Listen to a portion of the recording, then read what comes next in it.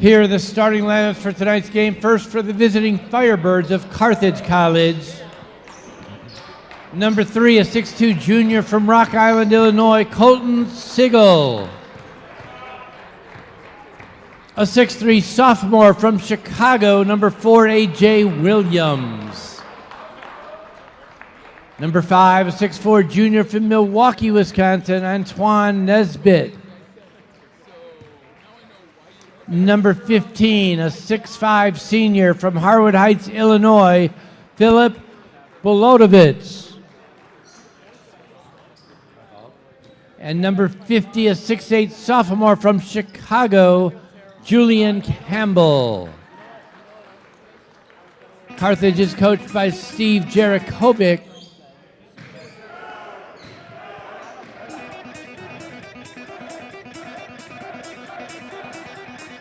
Here are the starters for your Wheaton College Thunder. A 6'5 senior from Littleton, Colorado, number 10, Nate Sock. Number 12, a 6'2 sophomore from Fort Mill, South Carolina, Kyle Nebbs. A 6'3 freshman from Northfield, Minnesota, number 20, Soren Richardson. Number 24, a 6'4 senior from Columbus, Indiana, Nick Chavallo.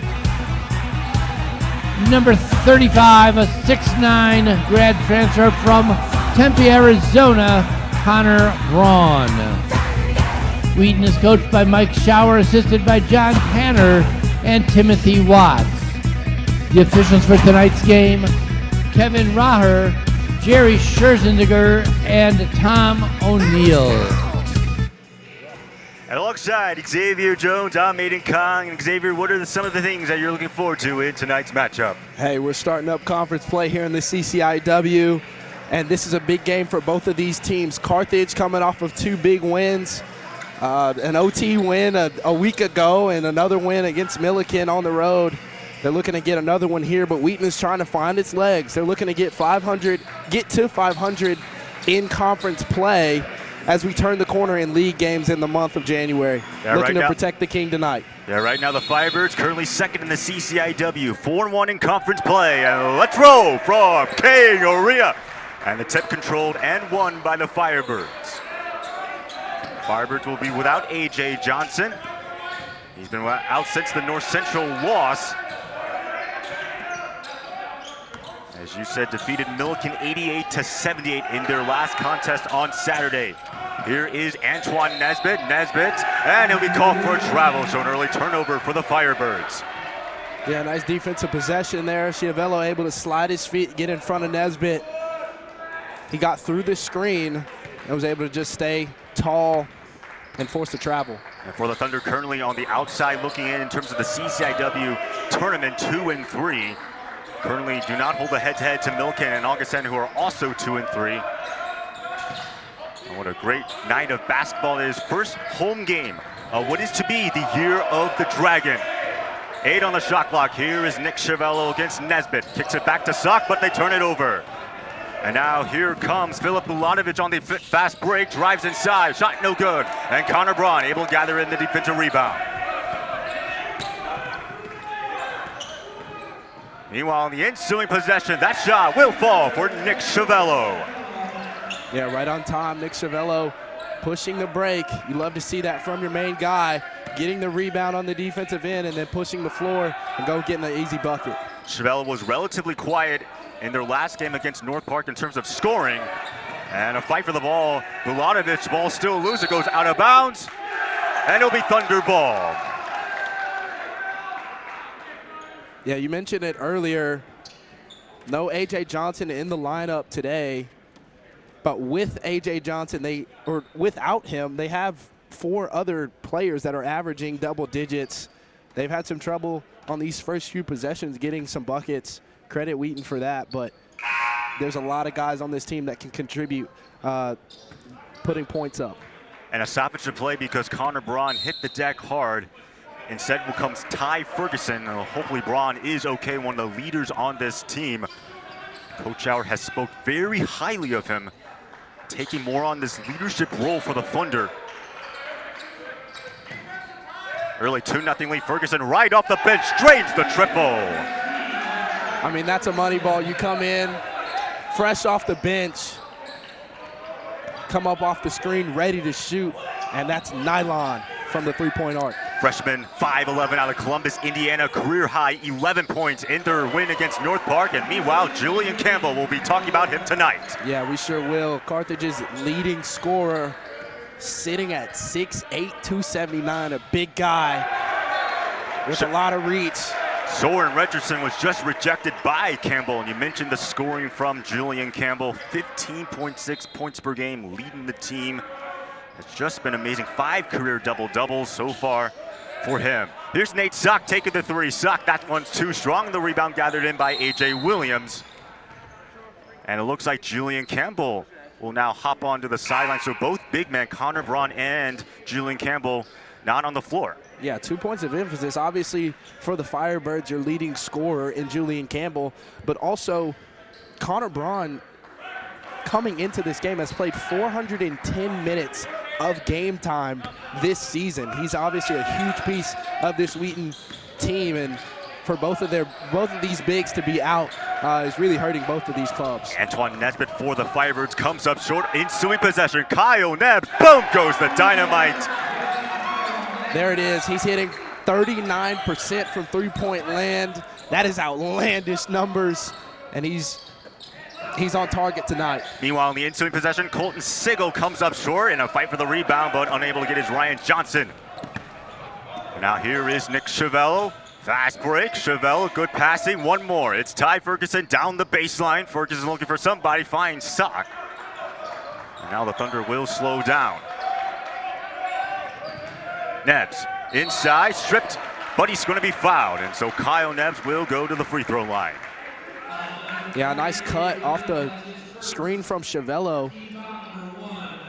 Number 4, A.J. Williams, didn't think that it was a foul, but came down with his hands, and that'll be a foul every single time. And for Kyle Nebbs, the sophomore has started all 14 games, 11.6 points per game, third on the team, 4.1 rebounds, shooting 55% on true shooting. And in terms of just being a sniper from downtown, leads the conference in three-point attempts and three-point makes. Yeah, he's brilliant, and he brings a lot of firepower to this Thunder team. We'll see a lot more of it tonight. And with all those three-pointers, he's actually one of the more accurate three-point shooters in the conference at 40%. A fight for the ball goes the Thunder way. Yeah, another really, really tough shot there off the dribble drive. Chavello doing a great job of sliding his feet and staying upright. When you're able to do that and not cave over on top of people, and you're able to just stay straight up, you're not going to be getting as many fouls called on you. He's had 2 possessions that we've seen that have forced some really tough shots. So far the Firebirds off to 1-5 start. Shooting from the field, Soren Richardson coming up short on that floater. Here's now Filip Uladovic guarded by Nate Sock. They're going to set the screen with Johnson. Now a new pickup, it's Kyle Nebbs. A.J. Williams picked up. Buladovic driving down the baseline. Buladovic kicked it back inside. A nice pass, and inside Ryan Johnson. Yeah, moving down the baseline like that. Didn't have a shot. Got his eyes back inside. Was able to find his guy for the easy 2. And for Johnson, the brother of A.J. Johnson, the freshman, averaging 10 points, 4.5 rebounds, had a career high 25 points, 5 rebounds, 2 assists on 93% true shooting. Meanwhile, turnover, and here comes Colton Sigel.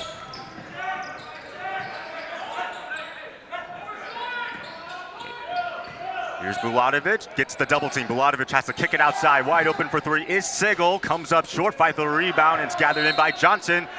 Inside shot will not count. It's going to be a foul against the Thunder. And so that will send Ryan Johnson to the charity stripe.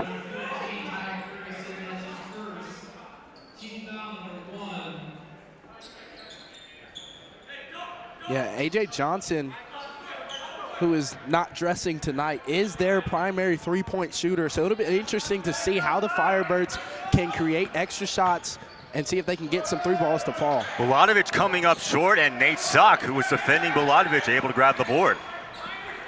And I think one of the more interesting matchups is the fact that the Carthage offense averaging nearly 80 points per game, the third best scoring offense, but they're going up against the third best scoring defense, and the Thunder only gave up about 70 points. Yeah, it's going to be a can Wheaton defend, and can they pick up buckets, and can Carthage really just continue to have their way like they have been all season, have put up 94 points in a game already this season, so that'll be the test here on this end. A.J. Williams almost lost it, by the way, on that last shot. It was Nate Sock. What a terrific December it was for him. Bulatovic on the drive. Bulatovic finds the clean glass. Yeah, Bulatovic is a bigger guard. Even though he is a guard, can handle the basketball well. He uses his size to his advantage there. 6'5" senior, averaging 12.5 points per game. Nate Sock going to kick it outside. Daniel Garza for three. That one too strong, though. It was way off. Bulatovic now on the ensuing possession. Bulatovic just muscling right past Nate Sock for another bucket. Yeah, when you don't stop the basketball, the guy that has the basketball driving, at a certain point he can just kind of get downhill, catch a head of steam, and that's what happened there. Nothing Nate Sock could do. Nate Sock off the Chavello screen, coming up short on that three-pointer.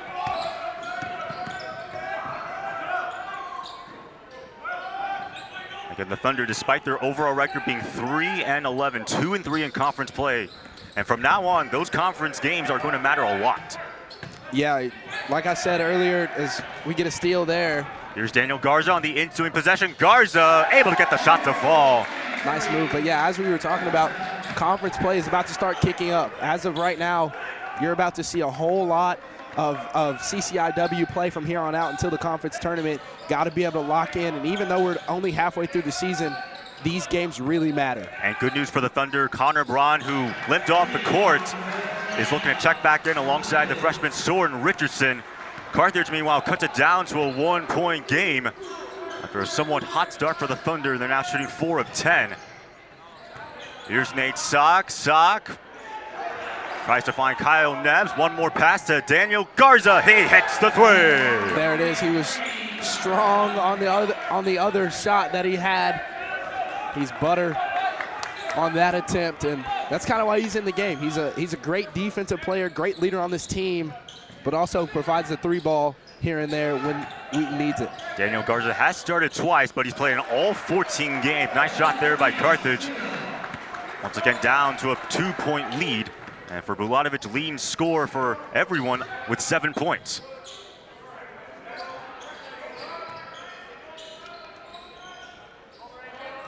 Philip Bulatovic is looking to check back into the ballgame. Ty Ferguson coming up a little bit short on that mid-range jumper.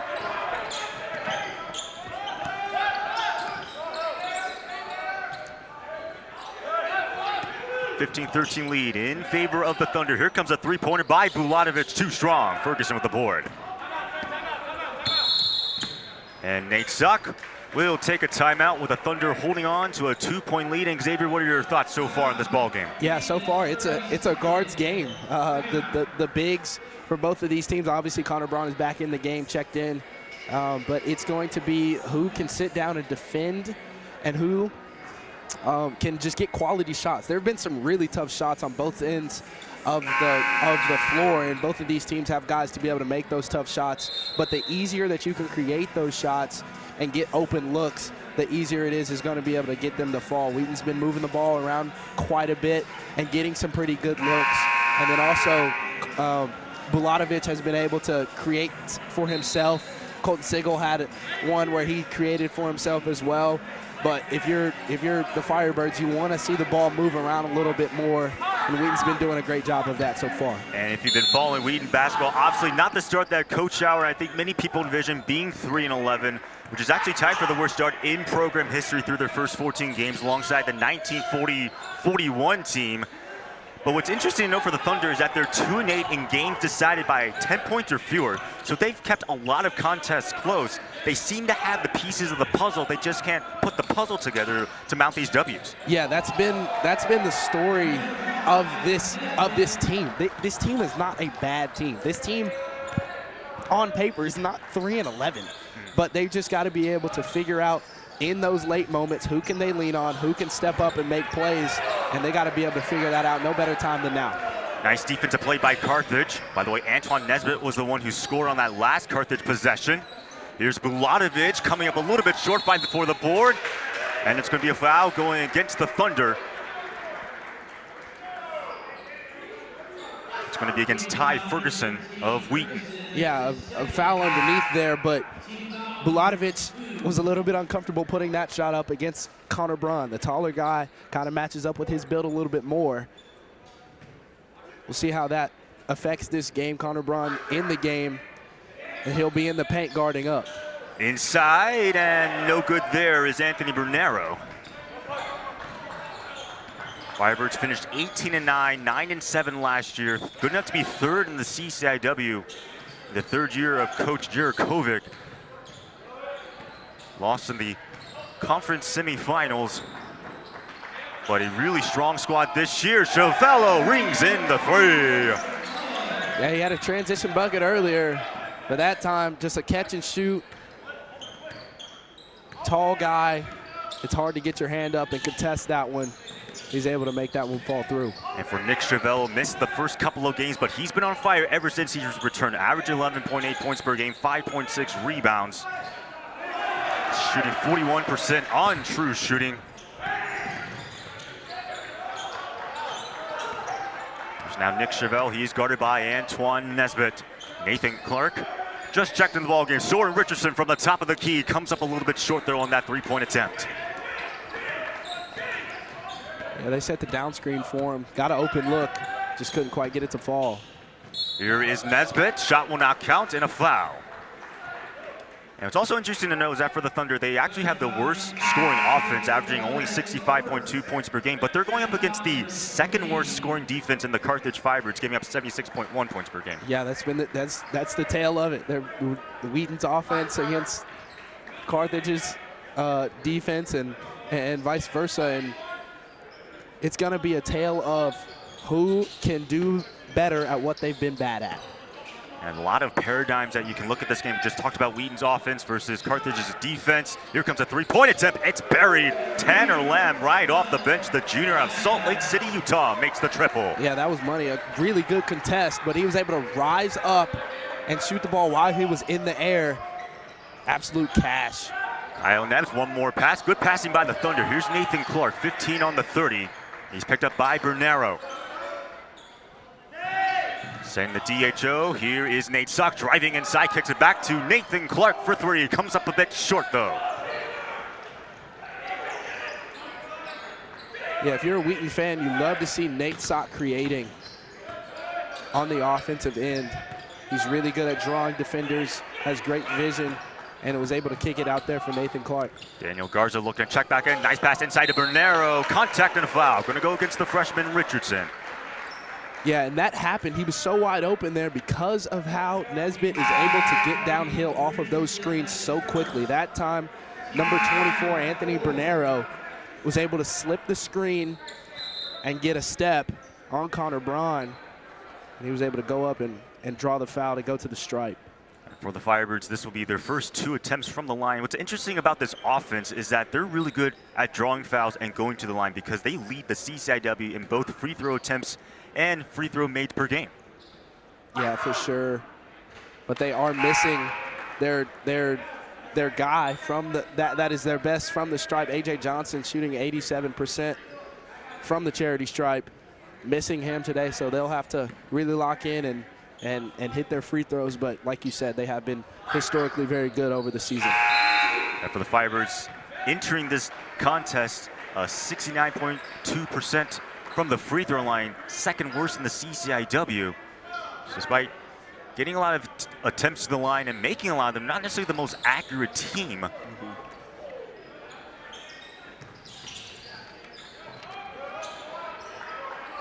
8:40 now left to go. Carthage just took their first lead of the ball game. Inside here is Soren Richardson. Richardson comes up a little bit short, but he's going to be fouled. Yeah, beautiful cut to get Tanner Lamb down isolated in the paint. Goes with the lefty jump hook. He'll go to the line. Soren Richardson, 94% from the charity stripe. 15 points, 5 rebounds, and 2 assists in their last contest against North Park, shooting 55% on true shooting, and really had a breakout performance against John Carroll, at the time the #1 ranked team in the country. 28 points on 88% true shooting. Yeah, he's an exceptional scorer, and he's gotten some really good looks today. He's come up short quite a few times, but he's looking to shoot and score. It started 7 games for the injured Nick Chiavello as well as Nate Sock. Here comes a 3-point try. That one's good. Tanner Lamb from downtown. And again, from the corner. He loves that corner shot. This time it was on the side farthest away from the bench. Just comes off the screen. Daniel Garza doing his best to get through that screen. But once it gets into 12's hands, there's not much else you can do. Soren Richardson battling against Nesbitt, comes up short, fast break, and here comes Tanner Lamb. For the Firebirds right now, 3 of 6 from downtown. Thunder 4 of 10. Thunder do take a lot of 3-pointers per contest. 7:40 now left to go. Here's Sego guarded by the freshman Soren Richardson. They're trying to set a screen and turned over. Nice poke pass there by Richardson. Yeah, defensively, he adds some tenacity, gets a steal there. Nate Sock coming up short, offensive rebound gathered in, and they're going to call a foul against Carthage.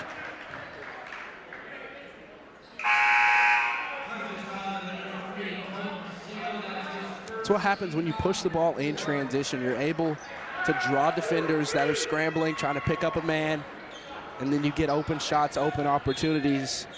Even though he missed that one, Soren got an opportunity to go get a rebound.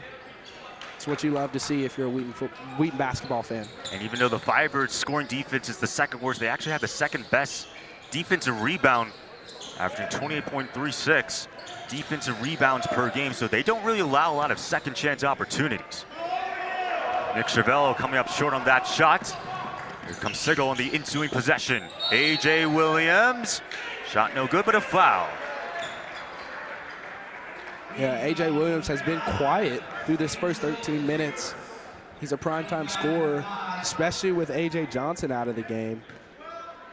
Yeah, that time he's got Steve Schultz on an island, and he's able to draw the foul. Williams, a 82% free throw shooter, averaging 8.7 points and 3.4 rebounds, shooting 57% on true shooting. In fact, against Milliken in their last win, all 8 points came from the free throw line. Yeah, he's a guy that likes to attack, likes to draw contact, and then pick up his points at the free throw line. Carthage holding on to a 5-point lead. They're on a 9-2 run in the last 3 minutes and 37 seconds. And Soren Richardson, second chance, able to get that shot to fall.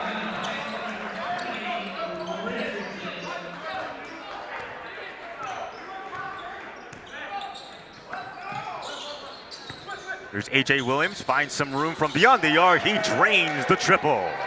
Yeah, we mentioned it earlier. He is their 3-point shooter, 44% from 3-point land. That time, hit it from downtown. The Firebirds as a team, middle of the pack when it comes to 3-point percentage. Nice move there by Nate Sock, muscling it and nestling it home.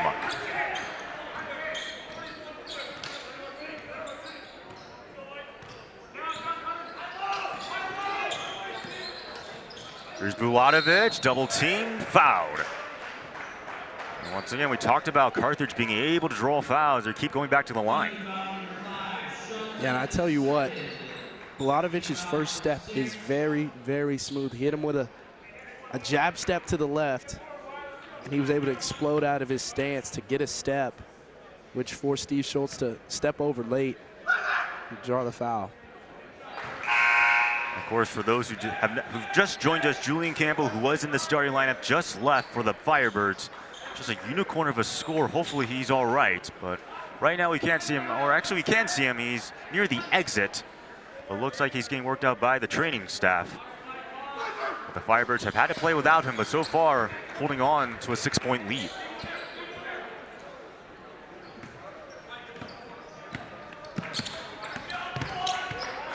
There's Nick Chiavello being paired up by Nesbitt.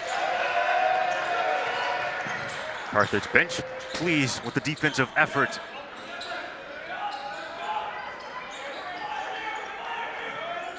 Here's Nate Sock. Sock spin move, Sock, and a clean block. What a play there by the Firebirds. Ensuing possession, A.J. Williams going to come up short, fight for the rebound. Carthage able to get it inside. Nesbitt bangs it home.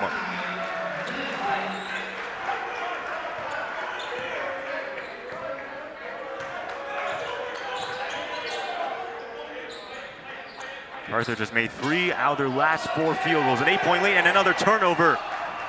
Able to poke away from Kyle Nebbs. Here's A.J. Williams, and he's going to be fouled. Coach Schauer not too pleased about the call. Yeah, it seems early on, Wheaton kind of had a lot of momentum. We're trading buckets, we're getting some good shots.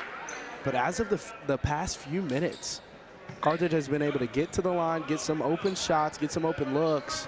Wheaton has not connected on some of their past few shots and have turned the ball over a few times. And just like that, it's an 8-point deficit. A.J. Williams, who has 5 points, missing the free throw. Still an 8-point lead for the Thunder. Right now, 9 of 23 from the field. Carthage shooting 11 of 22, really good numbers. Also 4 of 8 from downtown. Thunder 4-11 from beyond the arc.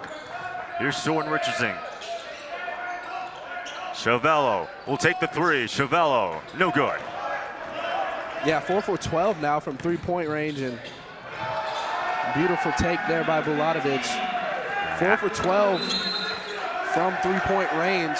At some point, we've got to say, okay, the shots from the 3-point land are not falling. How can we get the ball into the paint, get more quality shots? I know we live and die by the sword here at Wheaton basketball, but we got to figure out how to get some better shots and get to the cup a little bit more. Maybe draw some fouls like Carthage is doing right now. And do you expect perhaps, since the Thunder are struggling from beyond the arc, obviously they'll try to hit their threes, but do you expect Wheaton perhaps work it inside with their big men such as Connor Braun? Well, Wheaton likes to run a 5-out offense, so they're going to be running a lot of motion. But one thing that they can do is they can crash the boards when those shots go up. They haven't had a lot of offensive rebounds to create more opportunities for themselves. We'll see if that's their approach. If you can shoot and have confidence that you're going to be able to get the ball back on that same possession, then you can shoot away.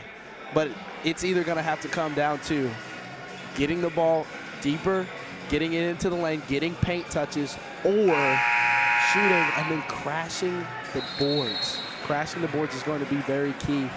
And then also on the defensive end, they've got to bow up and make some stops. Carthage has had their way, and credit to them for creating shots, getting downhill, and getting the shots that they want. Wheaton's got to be able to bow up and make some defensive stops so that they can go on a run for themselves. Yeah, we're talking about this a little bit earlier. Third best scoring offense in the Carthage Firebirds and the third best scoring defense in the Wheaton Thunder. Which is going to give? And so far early on, obviously it's not the end of the game, but right now the Firebirds looking strong on offense.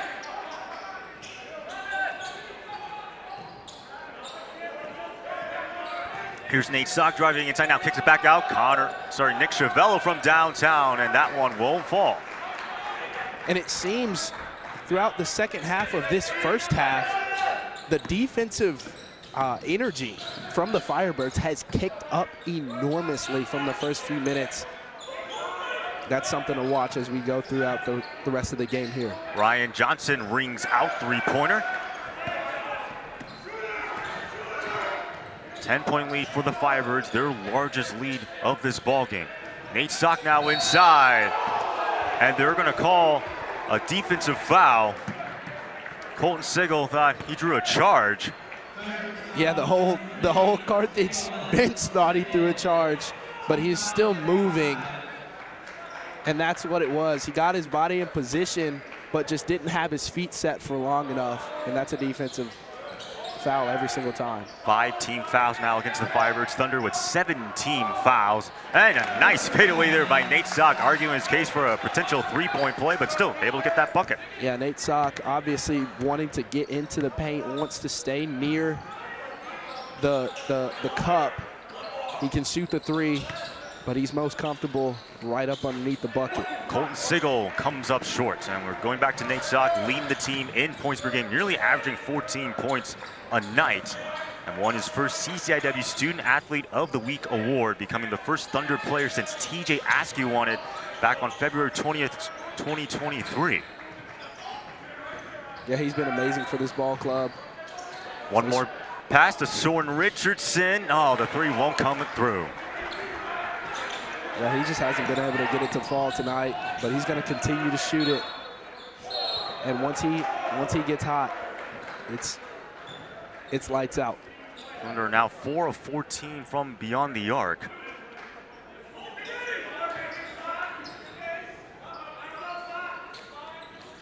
Here's Bulatovich.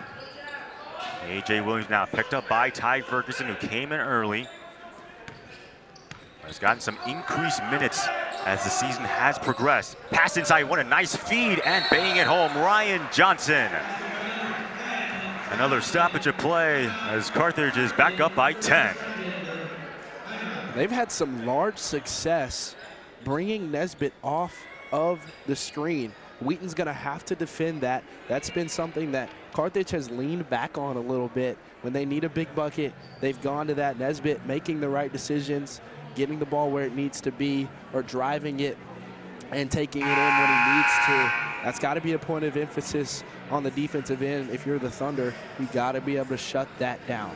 And for the Firebirds, entering this season, they were projected to finish second or third, excuse me. But right now, this has to be their best squad yet. They're trying to make it back to the NCAA tournament for the first time since 2009-10 season, which is the second longest drought in the CCIW. Only Milliken is worse. They haven't made it back since 1989. But if you're a Carthage fan, you have to be extremely excited about this squad. Absolutely. There's a lot to be excited about, even with Julian Campbell out and A.J. Johnson out as well.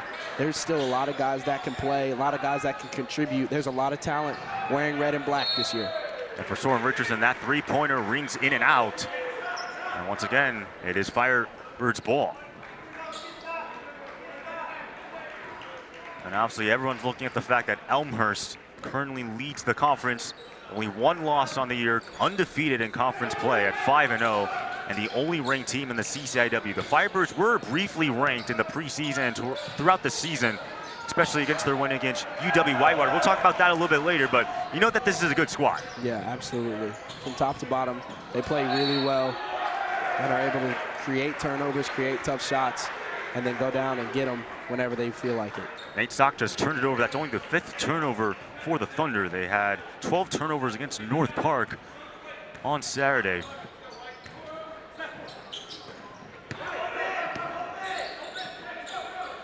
Once again, a 10-point lead. A minute 45 left to go before the intermission. So far being controlled by Carthage. Here's A.J. Williams now kicking back for three, no good. Soren Richardson, fast break, nice pass inside, and it's Connor Braun cutting it down to single digits. Yeah, Soren Richardson not able to really get it going from the three-point shot, but off the rebound, able to create and facilitate, push the ball down the court. Great vision and a great cut there from Connor Braun to be able to go get the finish. Bulatovich leading all scores with 11 points. He's not on the floor right now. Or sorry, he is on the floor. And Bulatovich, contact and a foul. Just got a little bit confused with the number change. Bulatovich was 11, now he's 15. As Bulatovich will go to the line.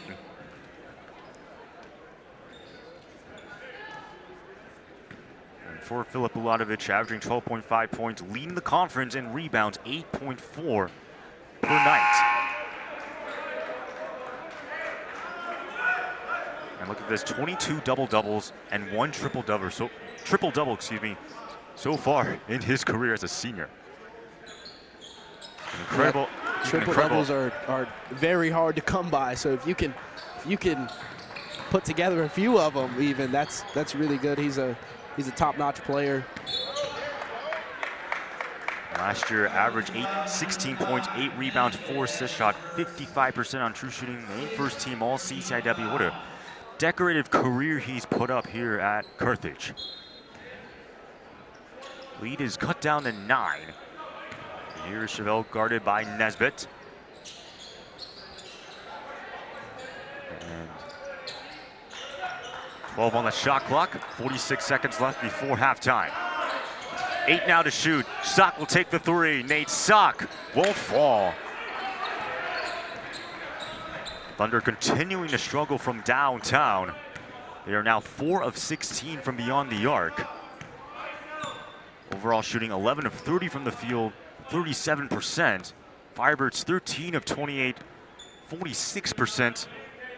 It's about a 10-second differential between shot clock and game clock, if my math is correct. Here's Antoine Nesbitt.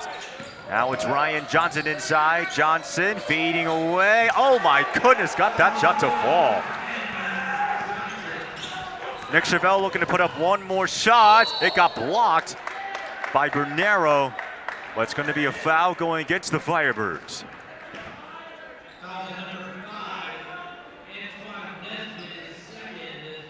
And Nick Chevelle, realizing that there's not enough time on the clock, just trying to push the break, was able to draw a foul down low. Again, it will be the senior out of Columbus, Indiana, Nick Chevelle to the line. Honestly, an excellent month of December, average 14.6 rebounds and 3 assists as he misses there. One more shot at the hoop, no good though for Filip Bulanovic, and will remain a 9-point lead in favor of the visiting Carthage Firebirds. And we'll have the start of the second half after these messages and a word from the Wheaton Thunders Sports Network.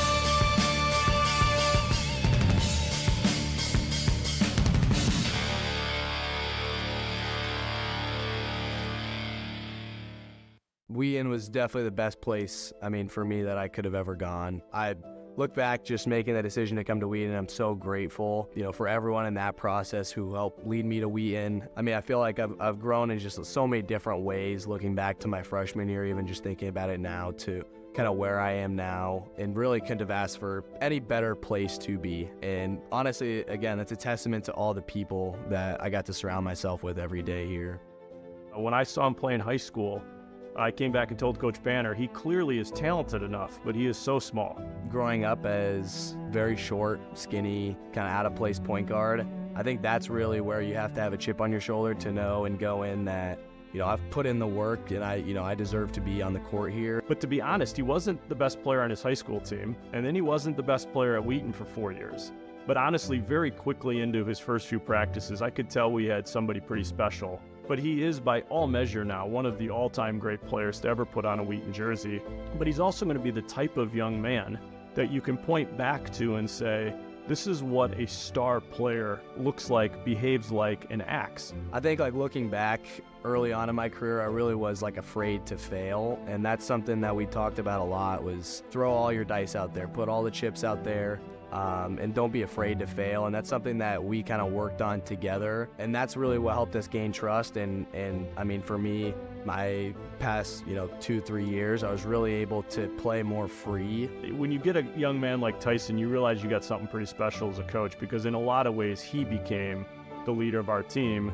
And I just cheered a lot. He just became somebody who really embodies everything you want from a best player.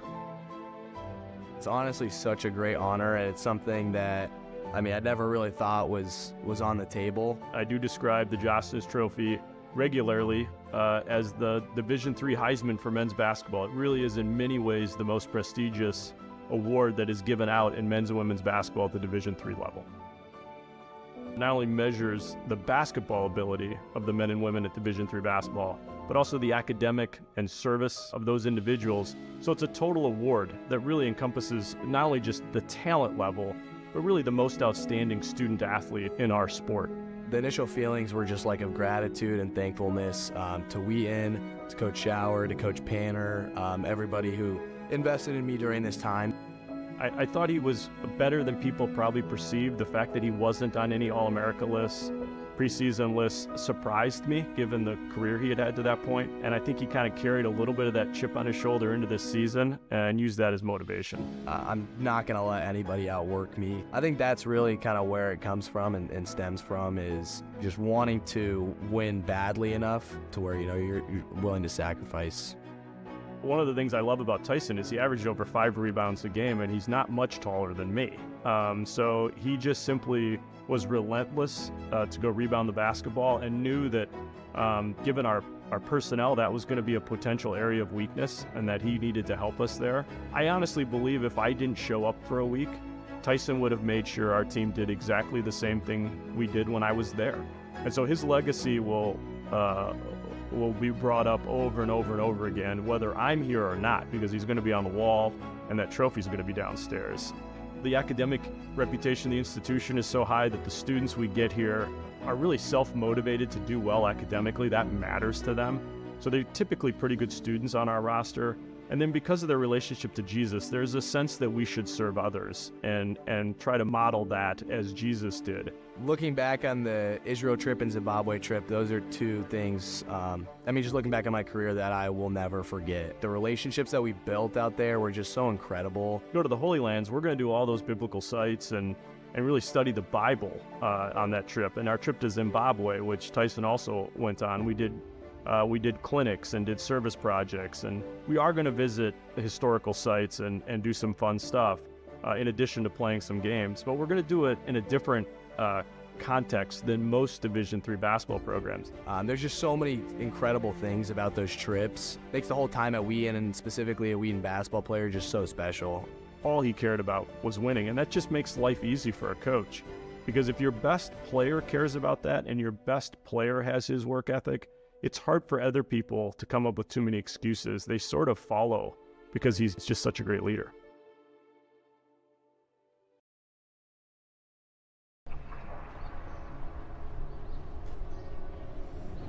They say the friends you make at college will be friends for life.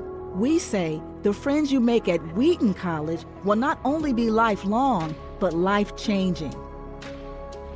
That's because Wheaton is a grace-filled, Christ-centered, fun community unlike any other.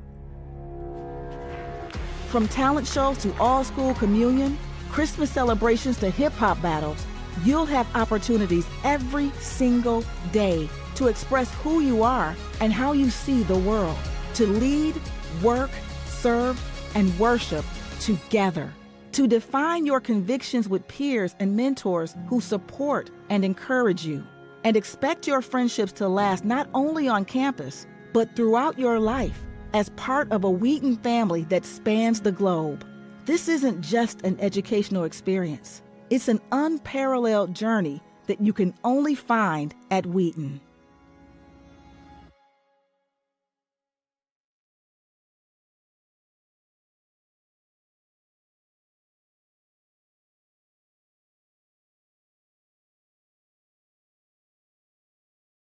When I first came to Wheaton, the ISP was one of the first offices I found. They helped me get settled in, from getting me a SIM card to taking me to the bank to open a bank account. They're very supportive of students whose families live overseas. From freshman year, I joined Mukapa, which is a club at Wheaton for third kosher kids, and we got together every Sunday to share a meal or have fun together, and it was a great place to find community. During my sophomore year, I started working with Mukapa as a publicity manager, and it was amazing to just see freshmen coming in and get settled at Wheaton and find community at Mukapa just as I did.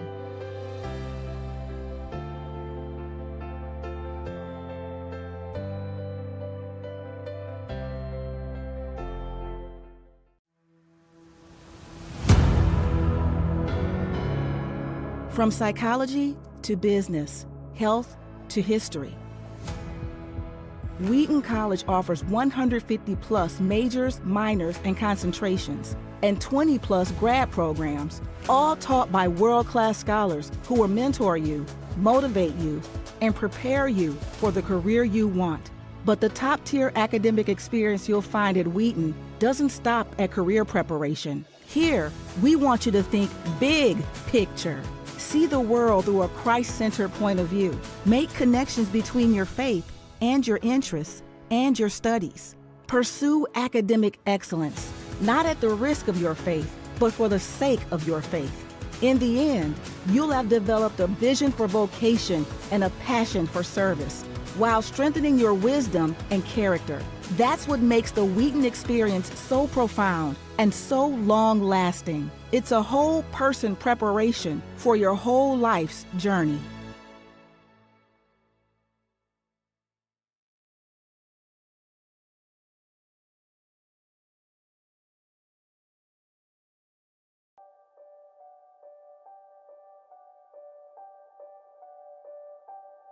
Humble leaders, adventurous thinkers, faithful believers. For Christ and his kingdom, Wheaton stands at the forefront of Christian liberal arts education. Here, we facilitate an unparalleled journey for our students, bringing together deep faith and intelligence to pursue their most ambitious callings. At Wheaton, reaching God-given potential is never accomplished alone. From coaches on the field to professors in the classroom, we come together to make space for students to wrestle with timeless questions and pursue biblically informed, thoughtful wisdom as they pursue academic, artistic, and athletic excellence. We are one of the nation's colleges that change lives, because that is exactly what we do. We live, work, serve, and worship together as an educational community centered on Jesus and reflecting the beautiful diversity of his kingdom. It's collaborative, immersive, Christ-centered. Our enduring model, with twin traditions of quality academics and deep faith, along with a faculty of Christian thought leaders and a staff of dedicated believers, allows us to champion the true essence of the Christian liberal arts educational experience, continuing the legacy lived out by iconic thinkers and evangelical luminaries around the globe. Wheaton integrates and connects disciplines through Christian thought, diverse peers, and contemporary global context. Here, adventurous thinkers and faithful believers come together to create a mosaic of diverse backgrounds, beliefs, and hopes. It's a place of curiosity and conviction, a place to live out your values and pursue your ambitions. Except here, it's not only about what you can achieve. It's about who you can become. Living out our calling with heart and skill through Christ-centered leadership. At Wheaton, you don't have to settle. We call ourselves Thunder because, like thunder, the Wheaton Network is a force moving through him and for him to build the church and benefit society worldwide. Like rolling thunder, God's mighty voice calls us to be humble leaders, adventurous thinkers, and faithful believers for Christ and his kingdom.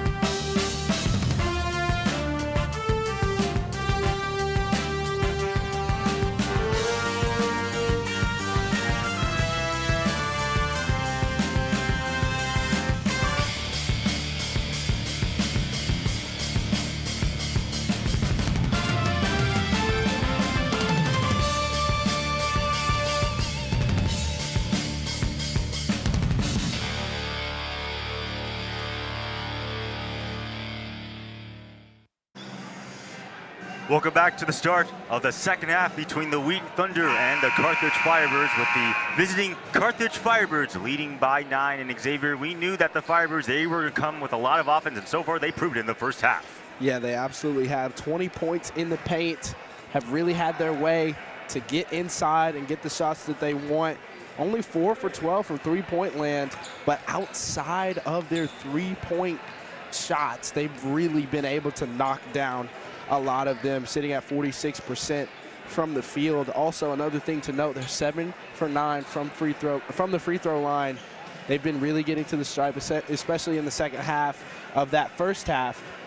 So it'll be interesting to see if they continue to come out and get hot. And the Firebirds notorious for being able to draw fouls and get to the charity stripe. Meanwhile, let's go back to the Thunder. We talked about it before, some of the offensive struggles. Right now, 4 of 16 from downtown. What has to change for the Thunder to have a chance to win this ball game tonight? Well, a lot of those shots were very good shots, but they just rimmed out. Sometimes you gotta figure it out. Those are 3 words that every team at some point in the season has to come to grips with. You gotta be able to figure it out. But also, we talked about it earlier in the broadcast, they've got to be able to get easier looks closer to the basket to get some momentum, and then based off of that, they can kick it back out and let it fly. And what's also interesting to note for the Thunder, they've won the last 12 matchups against the Firebirds. Nebs from downtown way off on that 3. But going back to what I just said, the Thunder have won the last 12 matchups against the Firebirds. If the Carthage Firebirds can hold on tonight, they'll have their first win since February 1st of 2017, when they won 75-73.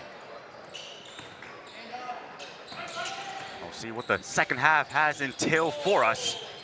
Here's A.J. Williams inside. Nice defensive rebound there by Nebs.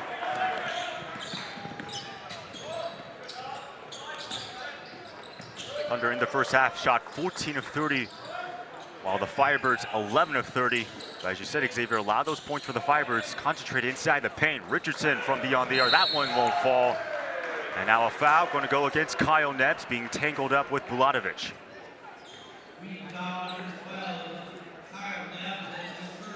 Yeah, Kyle Nebs not scared to get in and get his hands dirty on the offensive glass, but that time he was just too aggressive, and that'll be a foul every single time. And for those who just joined us, Julian Campbell, who was a starter for the Firebirds, shot won't count, but going back to what I just said, Julian Campbell, who was the starter, just hobbled off the early minutes of the first half. Right now he's on the bench, but in to really step up is Filip Buladovic. 12 points in the first half along with 7 boards.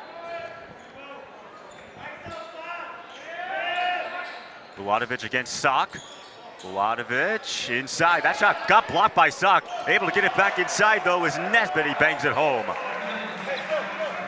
Yeah, when you force tough shots, you have to be able to rebound and box out to secure that defensive rebound. Weren't able to do it there, and Nesbitt gets 2 more. Thunder still looking for their first field goal of the second half. Connor Braun inside, able to bang it home.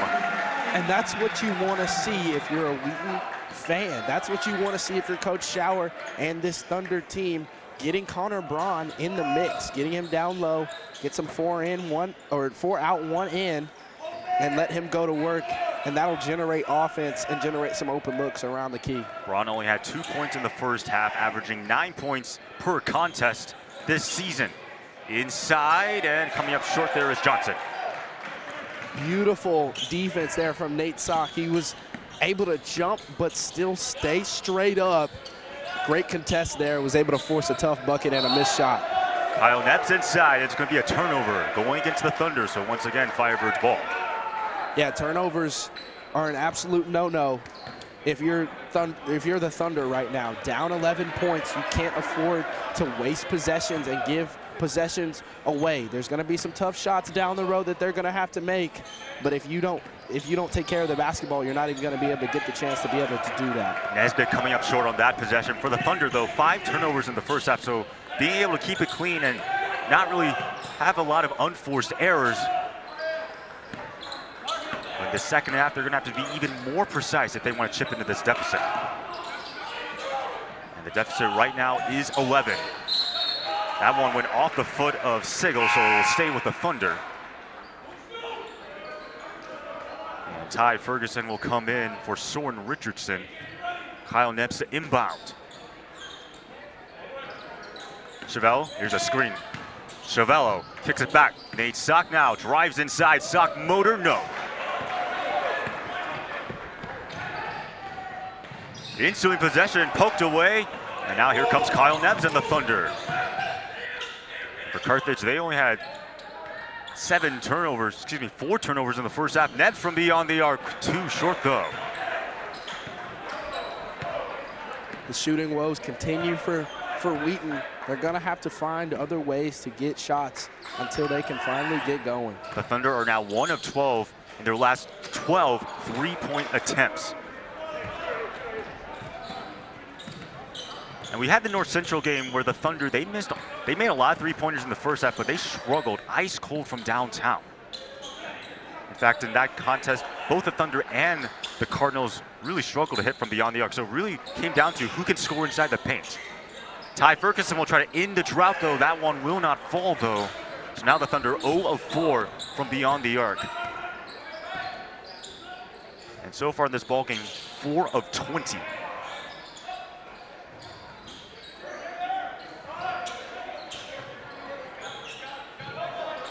Bulatovic against Sock. Bulatovic, and comes up short though.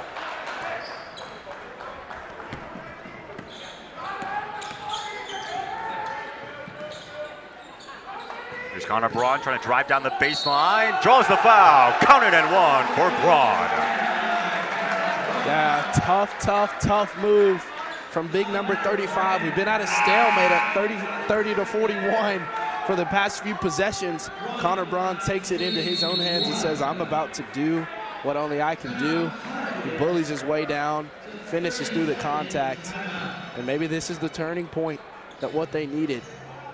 And while we have a moment, let's get a chance to know the coach for the Firebirds. We were prepped on it earlier, but Coach Jarakovic, who used to be a player for the Firebirds, as our boss said, Brett, he said he's one of the best players to have ever played for the Firebirds.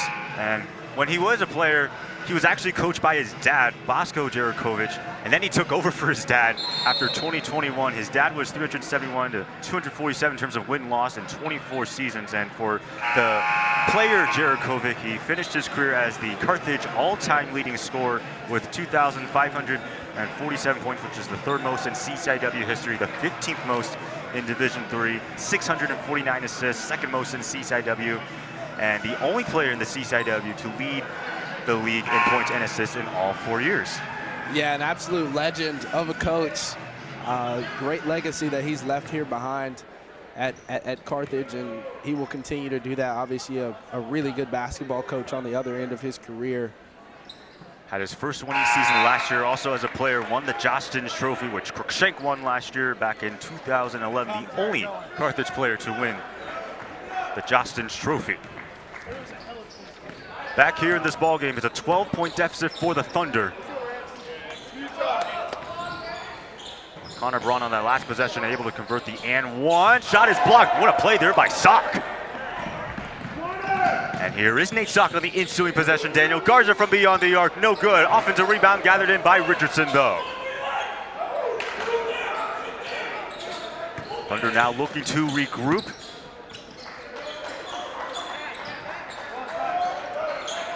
Chevello guarded by Bulatovic. Chevello inside. Yes, it falls.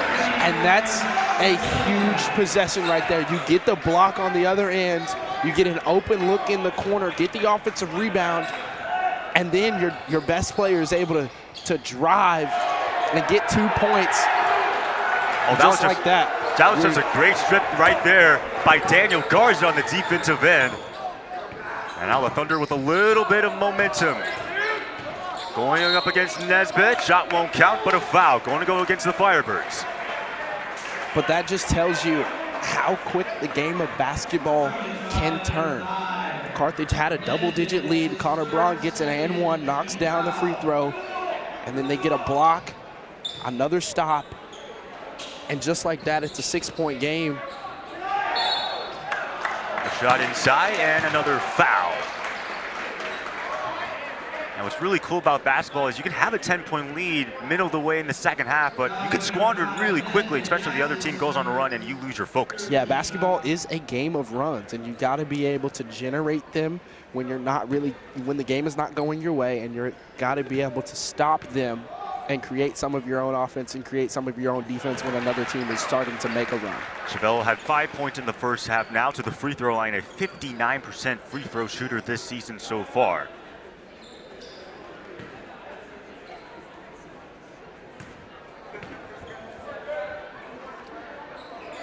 And Chevello comes up short on the second attempt, but it is still a 5-point deficit. The Thunder now on an 8-0 run in the last 4 minutes and 9 seconds. Yeah, and that's just a testament to the CCIW brand. It doesn't matter where you are in the standings, every single game is going to be a battle. Bulatovic against Sock, and Bulatovic wins that matchup. It's been a while since we've heard from number 15 in red, but there he takes matters into his own hands, and that's what good players do. They understand that other teams are building momentum, and they step up and they make big plays. That was a big shot there. A turnover there. Nice steal there by Colton Sigel. By the way, for Bulatovic, 14 points, 9 rebounds inside. And they're going to get the and one. Ryan Johnson. The Carthage bench fired up after that last play, and a chance for Johnson at a 3-point play. Yeah, Daniel Garza thought he had one right there. He was set up, had his feet set, but he may have been too close to the rim. But nonetheless, we've got a 3-point play on our hands.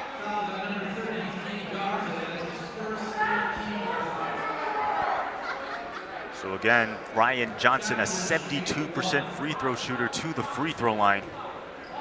Firebirds with only 9 free throw attempts in the first half. As Johnson able to complete the 3-point play, and the lead back to 10.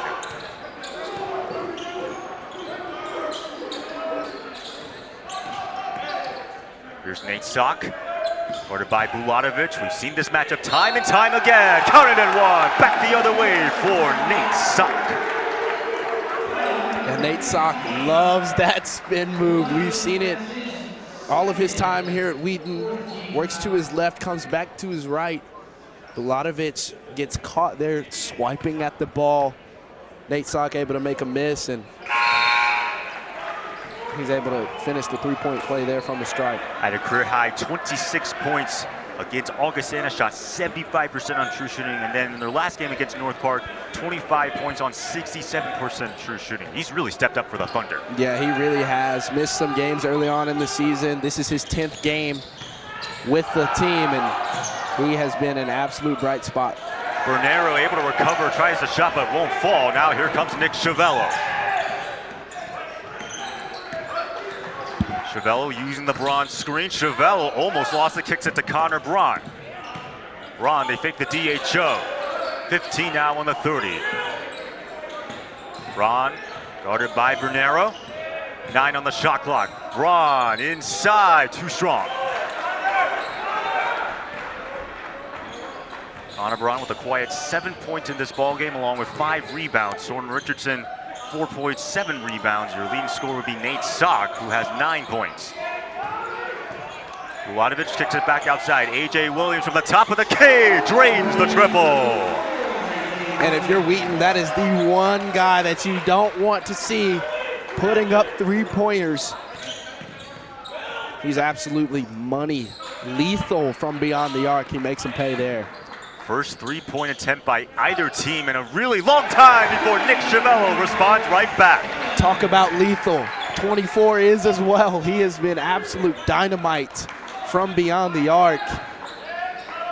And he gives a good answer there to cut the lead back down to a single digits. First 3-point attempt. Oh my goodness, what an acrobatic play that was by Antoine Nesbitt. Woo-wee. Talk about twirling your body to somehow get that shot and one. And the thing about that, that's really good defense from Nick Chevello. But Nesbitt able to contort his body and have the focus to finish on the other side with the right hand. That's teach tape right there if I've ever seen it. Example of great offense beating good defense. There's nothing you could do there for Cervello. Lead now is 10, and for the Thunder, that last three-pointer snaps a 15-shot drought. They missed their last 15 three-pointers before that play there. Fake the DHO. Now Braun sets the screen, and Bulatovic comes up with the steal. 2-on-2 fast break. Bulatovic against Soren Richardson. Ball is loose. Soren Richardson with the pickpocket move. Richardson now inside, and another turnover, so both teams being somewhat sloppy on the last couple possessions. Yeah, it's starting to get that way here in the second half. Both teams really taking care of it in the first, but a little loose with the basketball here in the second half. Nesbitt not enough on that three-point attempt. Soren Richardson from downtown rings out. A lot of clean looks there for the Thunder, but again, just continuing to struggle to hit those three-pointers. Yeah, and Soren Richardson especially, he has brought the three ball alive along with Kyle Nebbs and obviously Nick Schiavello. He's been another one of those guys that they can rely on. He just hasn't been able to get it to fall, and he's gotten some really good looks tonight. Yeah, Kyle Nebbs only 3 three-point attempts. Hasn't really attempted many threes. For a guy who takes a lot of threes, oh my goodness, Connor Braun like a strong safety able to intercept that pass. Just literally yanked it away. Now here's Braun, and almost able to turn it over there was Bulatovic. Here's now Nate Sock against Nesbitt. He'll take the mid-range jumper. Too strong though for Sock.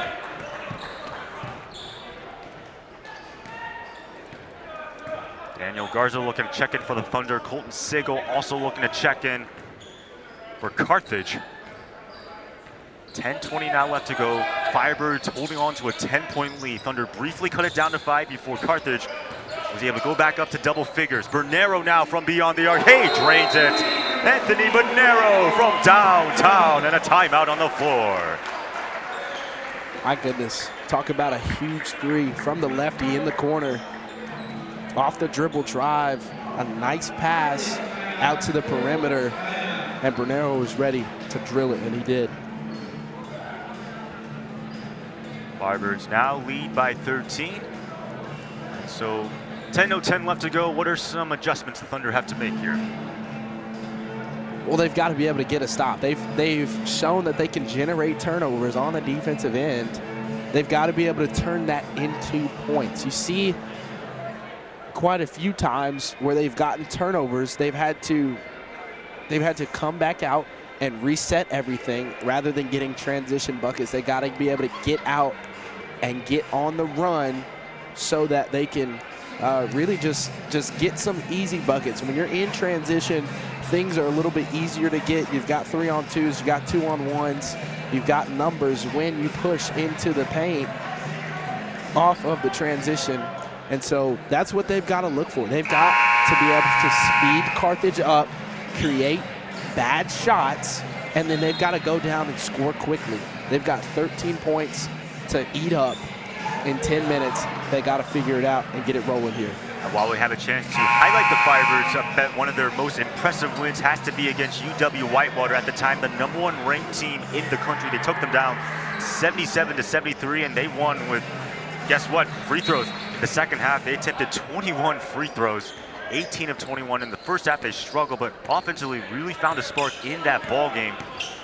It's also interesting to know for the Firebirds, undefeated at Tarble Arena, their home stadium, 6-0, but 3-2 on the road, 1-2 in neutral site games. Garza from downtown, no. Thunder now 1 of 8 from downtown, 5 of 24. As Ryan Johnson cleans it up inside. Yeah, we just talked about it for Wheaton. When you push the ball in transition, things can get lost in communication. That's exactly what happened there. Had 2 defenders guarding 1 guy, and it left Ryan down there all alone. Nate Sock coming up well short on that attempt. It's now a 15-point lead, the largest deficit for the Thunder. For the Firebirds, they can hang on with just about 9:20 left to go. They'll go to 5-1 in conference play, 11-4 on the season. Bulatovic too strong.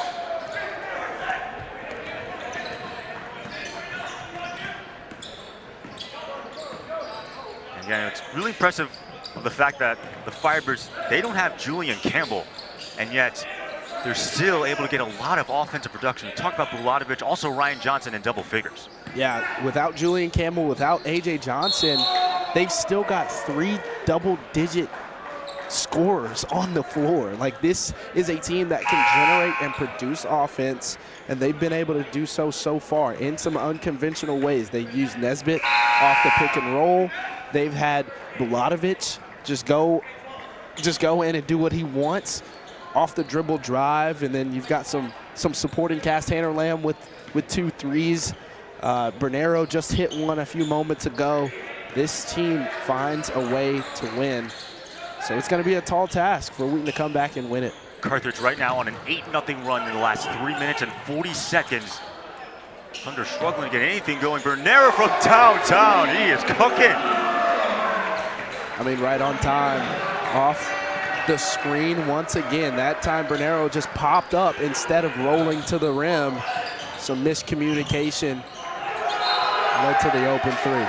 And fired up right there, Colton Sigel getting it done on the defensive effort, able to force a turnover off Ty Ferguson. It's now the 10th turnover for the Thunder. Firebirds with 8 so far in this entire ball game. 11-0 run in the last 4 minutes for Carthage. Yeah, it was just a 5-point game. We were just talking about how the pendulum of momentum was swinging in Wheaton's favor. And just like that, the Firebirds putting up an 11-0 run, looking to close this thing out here in the next few moments. Antoine Nesbitt coming up a little bit short. Here's Chavello, once again pickpocketed and stripped. Nesbitt now, fast break 2-on-1. Nesbitt with the right hand. He is fouled. And I think they're going to get that before the shot. Yeah, they call that on the floor on Ty Ferguson, trying to reach around and poke it out. But another beautiful move. He was able to pick the ball up off of the ground, shield it, and then get to the left side. He loves that move. For Antoine Nesbitt right now, 9 points, 5 rebounds, and 4 assists. He's primarily known as an assist player, 66 assists, which not only leads the team this season, but also good enough to be second in the CCIW. Also averaging 5.5 assists per game if you want it by a per game breakdown. Obviously number 1 in the CCIW, but also 14th in all of Division III. And he also plays a lot. 37 minutes, almost 38 minutes per game. First in the CCIW, second in Division III. Yeah, and if you've got a guy like Antoine Nesbitt on your team, you're going to have him on the floor as much as you possibly can. It's so hard nowadays. Everybody wants to score. Everybody wants to be Steph Curry. But when you have guys that are not scared to share the basketball, get their teammates open, and create shots for their teammates, you're going to be cooking with gas. There's Bernero off the fake. Bernero trying to go for a dunk, does not get it. Offensive rebound, though, and able to recover and help him out, Ryan Johnson. Yeah, the young man was feeling bouncy, couldn't quite get it to go. He's trying to put on some sort of classy move right there. Just came up a little bit short. It's also interesting to note, we just talked about Antoine Nesbitt. Kyle Neves, second in the CCIW in minutes per game. Here's Nate Sock, rims out though. Again, the woes continue for the Thunder. 1 of 9 from beyond the arc, 5 of 25 from downtown tonight. Yeah, and it seems like they've struggled shooting here in their own home gym. They have had their struggles and have had their woes here at the Palace, and those continue. Here's Nesbitt fading away. No, Nate Stock able to get the board. And where are they going to roll it? It's going to be Carthage ball. Colton Siegel with a defensive effort forces a takeaway. Yeah, he hasn't scored very much this game, but it's plays like that while he's on the floor, while he's in the starting lineup. He sees that Nate Sock is about to pass it up to Nathan Clark. Nathan Clark drifting away from Nate Sock. Colton Siegel getting aggressive, getting his hands in there to force the turnover. Yeah, Siegel had 10 points, 3 rebounds, 1 assist, but had 3 steals in their win against Milken. Only has 2 points, but getting in his hands into the cookie jar with 2 steals tonight. 8 on the shot clock. Buladovic inside. Buladovic. Yes, it falls. And Kyle Nebbs trying to guard the bigger Bulatovic. 15 able to have his way once again. And the Firebirds have been able to take advantage of that mismatch throughout this entire evening. A bad pass for Nathan Clark. Here comes Carthage once again on the fast break, bringing it down. Oh my goodness. Antoine Nesbitt brings down the hammer. Number 5, how's the air up there, brother? Woo. We all knew that was coming off the fast break. Turnover, and my goodness. And the rim on the other wing is still ringing. Socked inside, and it's going to be fouled. And obviously the offensive woes, we just talked about the three-point shooting, but 5 of 18 from shooting-wise here in the second half. There's no other way to put it right now for the Thunder. Yeah, you got to be able to make shots. At the end of the day, you got to be able to create your own shots and focus in and get them to fall. That's been a thing that has plagued this team pretty much all season. The struggles continue. They've got to figure out a way to either get easier shots or just to figure it out and get them to fall. 66-43, 23-point deficit for the Thunder. Obviously not the ninth that Coach Schauer had in mind. That win against North Park. And they're going to call a foul against Steven Schultz. Yeah, but this team can do it.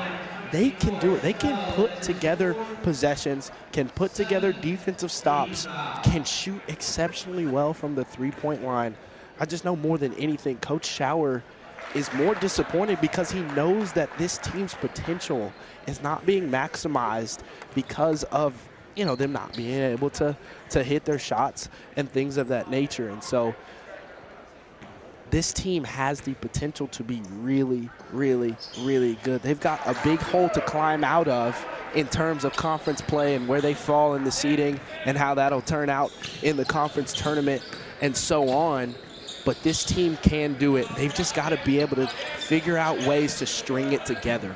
And for the Thunder, barring a magnificent comeback by Wheaton, they'll fall to 2-4 in conference play. But hey, you're 2-4. A loss is a loss. You're still in it at the end of the day. Yeah, absolutely. Anything can happen, especially here in the CCIW.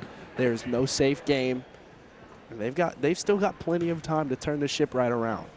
And for North Park, they were the favorites. I mean, I say favorites in air quotations because they were not favorites by that much. You had Carthage that received a couple of first place votes. You got Illinois Wesleyan, Elmhurst, who were up at the top, but they were really close. But right now, just to show you how competitive the CCIW is, North Park is in last place in the conference.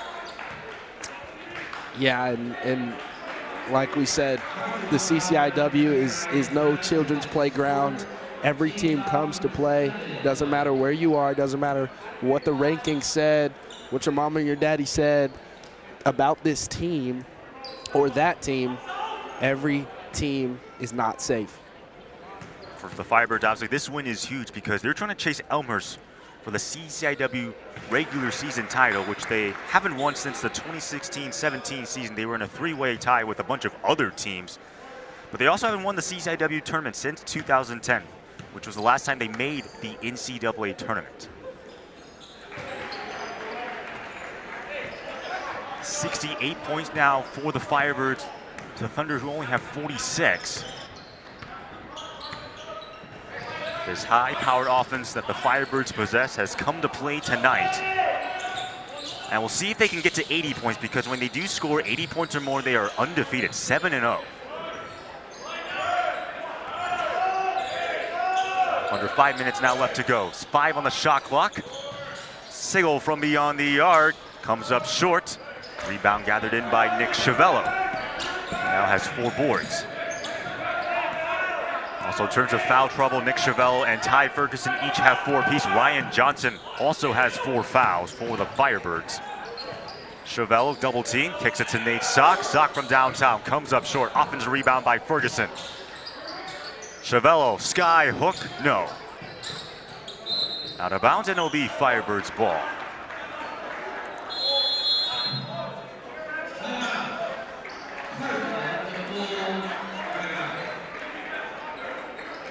Timeout is taken on the floor. And while we have a chance to At break, we'll get a chance to catch up with what's going on around the CCIW. Currently, Elmhurst in first place, 48-51 over Carroll, looking to improve to 14-1, 6-0 in conference play. Illinois Wesleyan leading Milliken 51-43. And North Central and North Park in a nail-biting game, 59-58 in favor of the Vikings right now. Obviously in this contest, the Thunder trailing by 22 points. Carthage looking to go to 11-4, 5-1 in conference play. Again, them and Elmhurst sort of competing, but don't forget Illinois Wesleyan, they may be 7-6 overall, but a 3-1 conference record. And then really it's everyone else. North Central, 3-3 in conference play. Milliken, Augustana, and Wheaton, both 2-3, but with the head-to-head tiebreakers, Milliken and Augustana would hold on to the final 2 playoff spots, and then Wheaton looking on the outside in the first one out. So that's Carroll, 1-4, and then we just talked about North Park, currently last in the conference at 1-5 in the league. It'll be an inbounds pass to start this possession with 4:17 left to go for Ty Ferguson.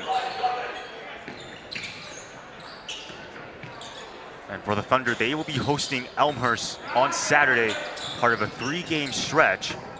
The second of 3 games, excuse me. Nice shot there by the Thunder. And meanwhile, for the Firebirds, they'll be on the road. They'll be going up against Illinois Wesleyan on Saturday. So another road contest for Carthage against another team that's right there in the middle of the pack.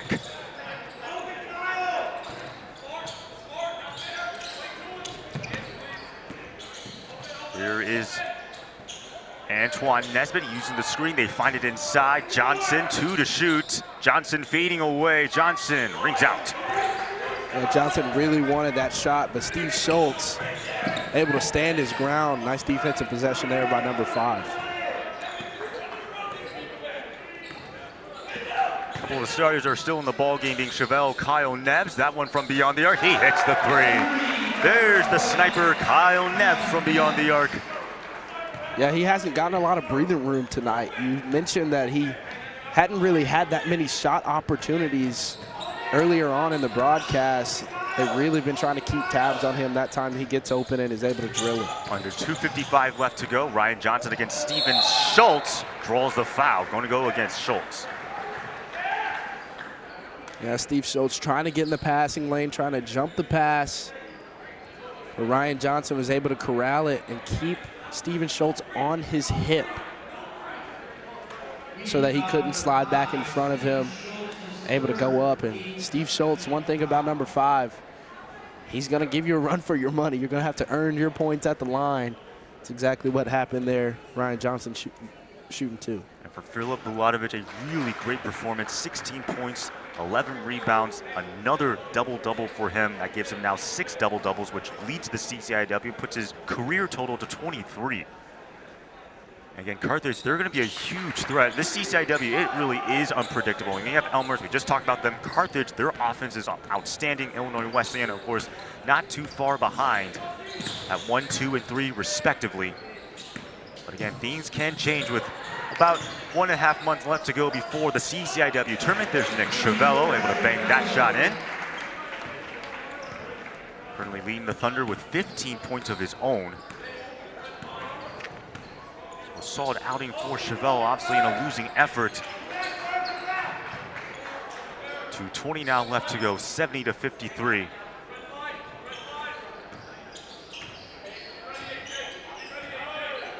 Again, this win will snap a 12-game losing streak to the Thunder. That pass picked off by Nebbs.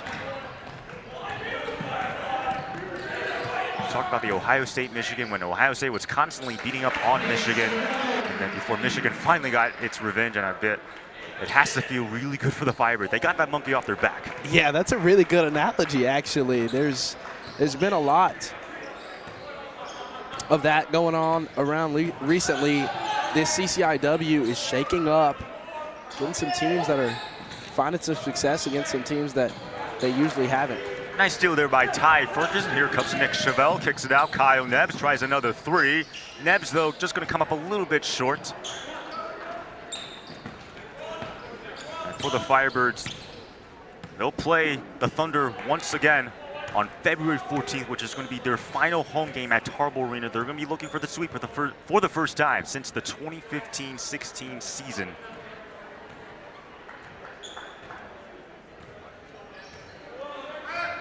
Six on the shot clock. Nearly under a minute left to go. Here's Johnson taking the three. Ryan Johnson, the three ball is good. Yeah, the exclamation point on this game, if you will.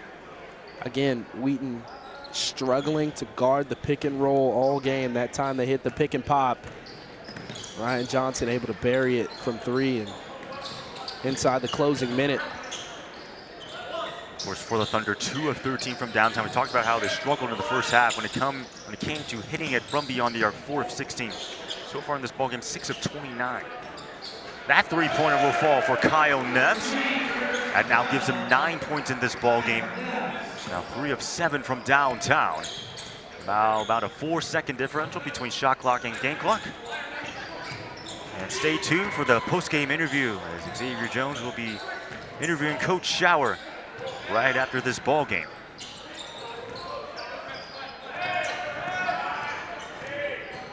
Griffin Don, who just checked in the ball game, knocks down that shot. He's only played in 6 games. The sophomore out of Illinois rarely plays, but getting some playing time here. Ty Ferguson. Ferguson coming up short, and that will be the final shot as the Carthage Firebirds defeat the Wheaton Thunder 75-58 from King Arena. And for the Firebirds, they improved to 11-4 overall, 5-1 in conference play. And for the Thunder, a loss for them. They now fall to 3-12 overall, 2-4 in conference play. Again, hoping to get an interview at some point with Coach Schauer.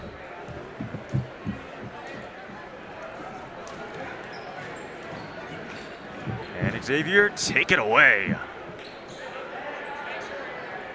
Coach Schauer, what were your thoughts on tonight's game?